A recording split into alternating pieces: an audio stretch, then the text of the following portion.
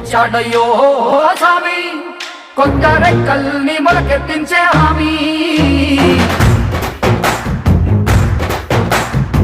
వచ్చాడయ్యో స్వామి నింగి సుక్కలతో పరిగెత్తింది భూమి. ఓ ఇచ్చాడయ్యో స్వామి కొత్త రెక్కల్ని మొలకెత్తించే హామీ. కత్తి సుత్తి పలుగు పారా తీయండి, మన కష్టం సుక్కలు కుంకం బొట్టుగా పెట్టండి.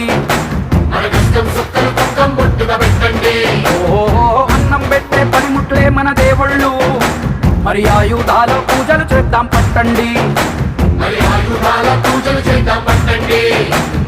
అమ్మో